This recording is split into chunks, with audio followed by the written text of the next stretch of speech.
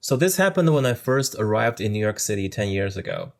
It's a long way to fly from China to New York, and my parents were coming with me. So we decided to split the trip and make a stop at Hawaii first for a few days. After that, we flew from Hawaii to New York. As soon as we landed, we realized how confusing the subway map was. Our hotel was on the Upper West Side, and we just needed to figure out how to get to our hotel from JFK. The time was 6 a.m., and we were all super tired. We asked some people to help us figure out a transit route. One guy was very kind and told us where to transfer. But apparently, we didn't fully understand his instructions because we got out at 59th Street, which was the correct stop to transfer, but we ended up on the wrong train. It didn't stop in the Upper West Side at all. It went all the way to Harlem. So we got out 30 blocks north of where we should be. We had a lot of luggage, like seriously a lot. After a brief discussion, we decided to walk 30 blocks to the hotel.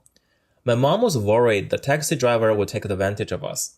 I couldn't say she was wrong to think that way because this was exactly what happened to me when I was in Rome. So 10 years ago, in the middle of a hot August morning, a Chinese family of three were carrying a lot of luggage walking along the edge of the Central Park. Luckily, we were not in any rush. We would stop and take a break every 5 blocks. During one of our breaks, a lady saw us and came to say hello.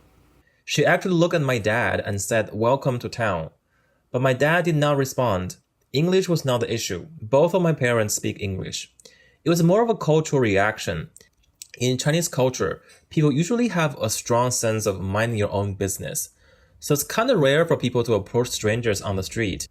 When you are not used to reacting to a certain situation, sometimes you choose to ignore it. Seeing my dad basically ignored her, I said to her, "Hello, thank you." Then she looked at me and said to herself, "This is weird," and then she walked away.